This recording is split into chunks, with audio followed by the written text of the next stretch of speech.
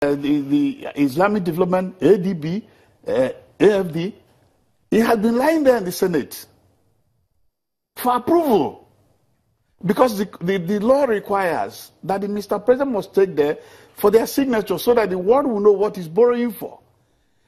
Within that basket of loans is what could have even transformed the country better than even how you restructure us.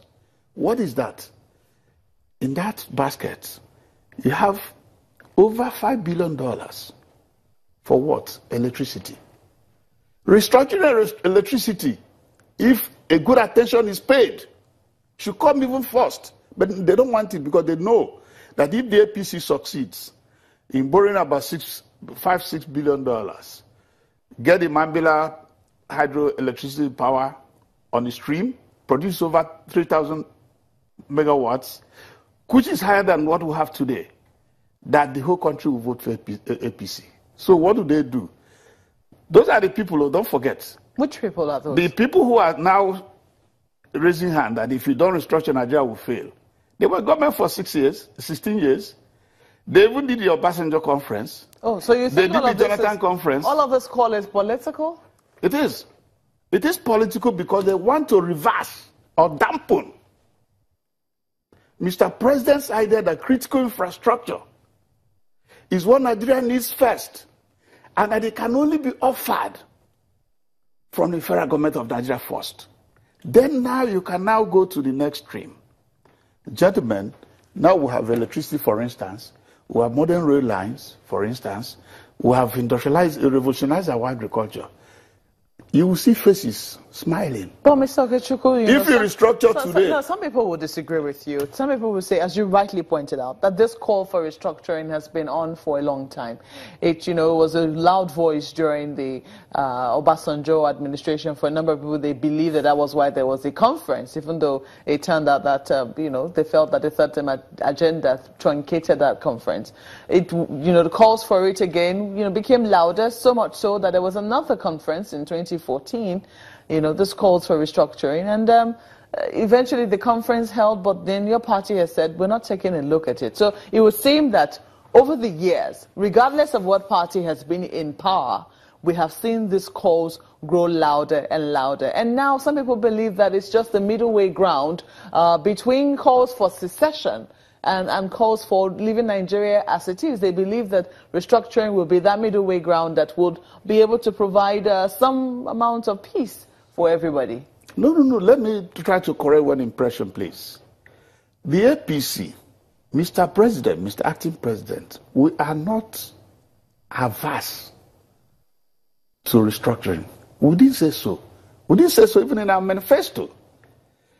If you mix two things, the Jonathan CONFAB with restructuring, you might get it wrong. Because even those who are now making it as a point of do or die do not even define what they mean. Because if you refer to the CONFAB as they claim now, the CONFAB did not recommend for regions. It recommended for 18 more states, which is not what they call restructuring. But we are being more realistic. We don't want to play to the gallery. We are coming to the superstructure restructuring. But what we are saying fundamentally, why are Nigerians angry over those years they are agitating? They are angry because they are hungry. They have spent money to train their children, they have not gotten any job. And we are saying, would the superstructure restructuring they are canvassing for bring happiness first? Or, especially for governors, those you see there, I don't want to name them. If you ask them now to open their account books, as little as what they say the get is, they will not. There was an accountant general of the Federation, Samuel Okura. He had retired. He once, I remember vividly in the National Assembly, he was saying, please, can you amend these laws to include that the accountant general of the Federation, since most of the funds gotten is from Federation accounts, that the accountant, the general of the Federation should look into the local and state accounts. It was rejected. Why? Why are they fighting Magu? Just a moment. Why are they fighting Magu, for instance? We will come to that. Magu. We will come to that. Do you think they hate him ordinarily? We will come to that shortly. But Gimba has a question for you from Lagos.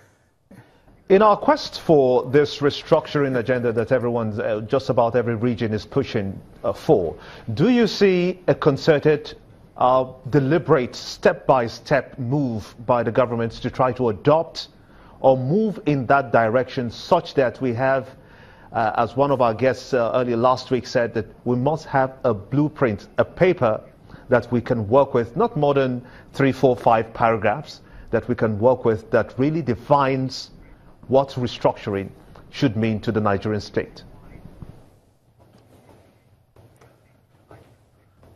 I agree with you, but my only two definition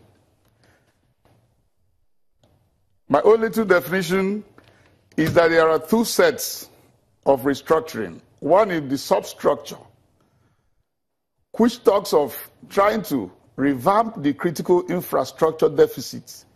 That is actually the cause of the anger, the cause of the hunger. Why Nigerians are emotionally angry is because they are hungry. Majority of the people have been left behind.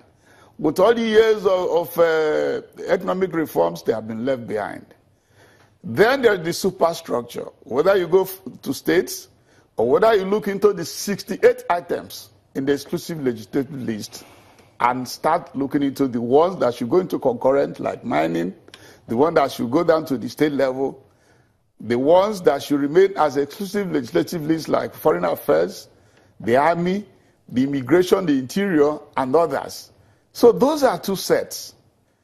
But I'm saying here that Mr. President, from my understanding over the years with him, have been very much concerned about the fact that people have trained their children, they have no job.